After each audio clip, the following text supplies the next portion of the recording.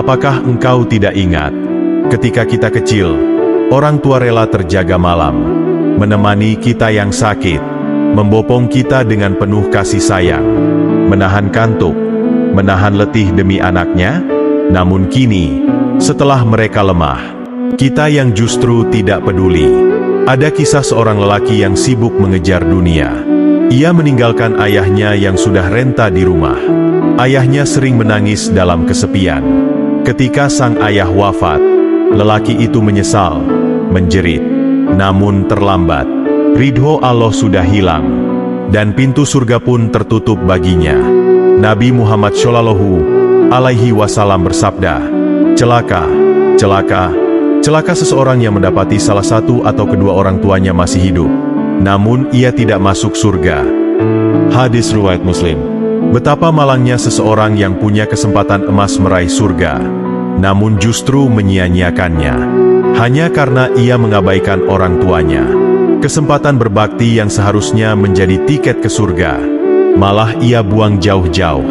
Maka jangan sampai kita menjadi anak yang lupa diri. Jika orang tua masih ada, rawatlah mereka, cintai mereka, doakan mereka. Karena keriduan mereka adalah tiket kita menuju surga. Dosa besar yang ketiga adalah menyakiti hati orang tua dengan perbuatan maupun sikap. Tidak selalu dengan kata kasar. Kadang cukup dengan sikap acuh, tatapan meremehkan, atau menampakkan wajah tidak suka saat mereka berbicara. Sikap itu menusuk hati mereka lebih dalam dari 1000 pedang. Allah memerintahkan dalam Al-Quran surat Luqman ayat 14. Dan kami perintahkan kepada manusia, agar berbuat baik kepada kedua orang tuanya. Ibunya telah mengandungnya dalam keadaan lemah yang bertambah-tambah, dan menyapihnya dalam 2 tahun. Bersyukurlah kepadaku dan kepada kedua orang tuamu. Hanya kepadakulah kembalimu. Ayat ini menegaskan bahwa berbuat baik bukan hanya dengan memberi nafkah, tetapi juga dengan wajah yang penuh hormat, dengan kata-kata yang menyejukkan, dan sikap yang membuat hati mereka tenang. Namun, betapa banyak anak yang menampakkan kebosanan, membanting pintu di depan ayah, atau pura-pura tidak mendengar panggilan ibunya. Bukankah itu sama dengan menyakiti hati mereka? Pernah suatu ketika, seorang pemuda datang kepada Rasulullah Shallallahu Alaihi Wasallam.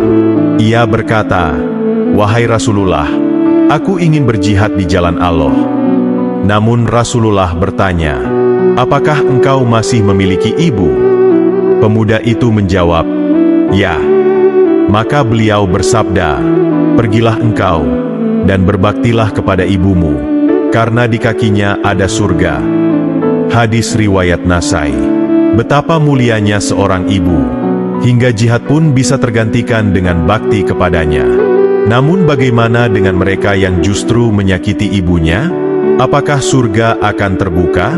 Tidak, pintu surga akan tertutup, dan yang tersisa hanyalah penyesalan abadi. Sungguh, menyakiti hati orang tua adalah api yang membakar amal kita. Ia tidak terlihat di mata manusia, namun membara di sisi Allah. Maka berhati-hatilah dengan setiap tatapan, setiap gerakan, setiap isyarat tubuh yang kita tunjukkan kepada orang tua.